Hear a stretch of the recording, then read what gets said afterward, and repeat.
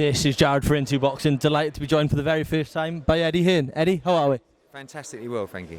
Brilliant. Eddie, I got to ask you about last night on Twitter. You were just handing out receipts left, right and centre. Can you talk us through it all, please? Yeah, I was just like, I wasn't stressed, but I was having a bit of fun with it. I see a lot of people talking rubbish and I wanted to correct them on a number of things. I'm not always right, but there's a lot of people with agendas in boxing, and obviously, firstly, Rafael was fed some numbers by people who wanted to get those numbers out there that were incorrect. We tried to deal with that. Leonard Ellerbe had a little go.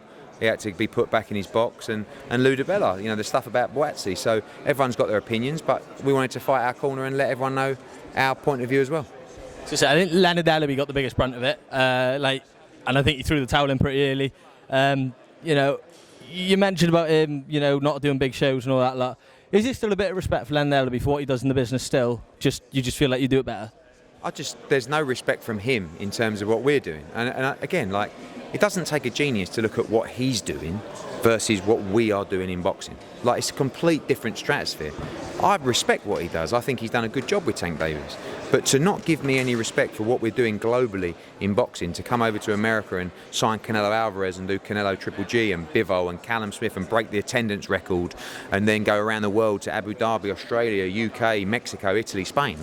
It's baffling. So I don't feel like I deserve, I owe him anything in terms of respect. So, but the one thing I will say is he's getting better. I think he's starting to understand the sarcasm a little bit more. And honestly, for me, I don't mean it's not. I'm not being nasty with it. I'm not talking about stomping people's heads out and stuff like that. It's banter, but sometimes he's got to be told.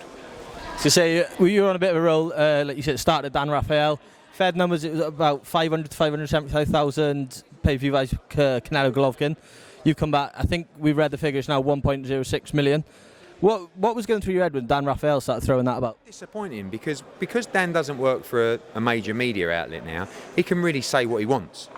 But no respectable media outlet would let him report numbers that he's just heard, right? So, and firstly, he never came to us and said, can you confirm whether these numbers are true? He just rolled with it to be the hero. Because in that world, if you release the pay-per-view numbers first, you're the hero. So DAZN felt like they should come out and tell you that over 1 million people bought the fight. Now, Dan said, yeah, half of those were from in America. No, more like 80% were in America. And listen, I think DAZN hoped for more numbers than they achieved in America. But it was nowhere near 575. And it was just disappointing that so we wanted to come out, and then he started saying, yeah, but did it cover the main event purses? What the fuck's that got to do with it? What about the gate? 22 million, one of the biggest in recent times. People have agendas, and I was disappointed in Dan because he's actually a good guy. But he just wanted to be the superhero. And unfortunately, on this occasion, he was not wearing a cape. I was going to say, so we talked about Dan and Ellerbe there, as they were both on the subject of pay-per-view buys.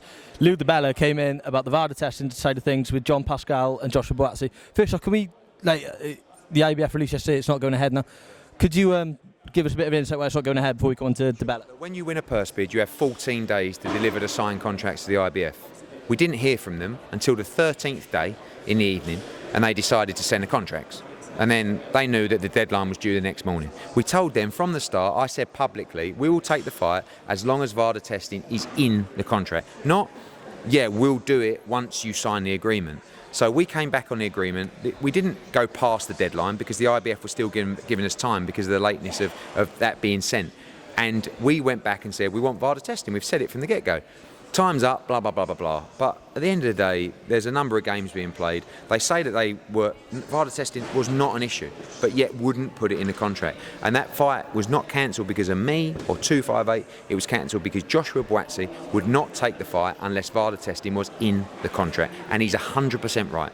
And I spoke to John Pascal last night. He wasn't happy. I just said, mate, you didn't put it in the contract. Yes, I'd already signed up, but you hadn't started it, and you wouldn't start it till we signed it. How do we know you're going to start it? All we ask is in the contract. So that fight's not happening, and now we move forward with another alternative for Joshua Boazzi. You say that's where Ludabella came in then, kicking off, throwing his lawyer's, I think it was his lawyer's phone number on Twitter. It was mental stuff that is. And then obviously, you end up calling him a cheeky boy and everything. Lou's very emotional, and listen, he cares, and we don't really get on. But every now and again, we have a little hug, and it was kind of like a virtual hug last night. And he knows that we wanted that in that contract. He knows, and he chose not to put it in. That's all I can say. So then, moving on then, big talk about last couple of weeks in boxing, FuryJoshua.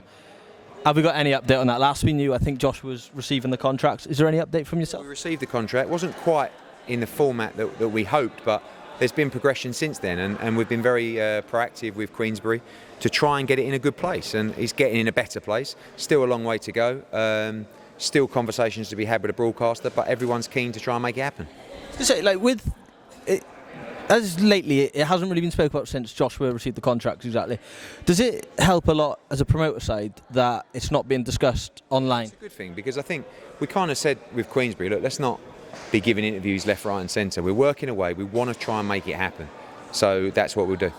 Brilliant. Got to come on then to why we're actually here. Nottingham, Galahad, Hughes, headline. Obviously, it was meant to be Lee Wood against Maurizio Lara. An injury to Wood pay dividends to that.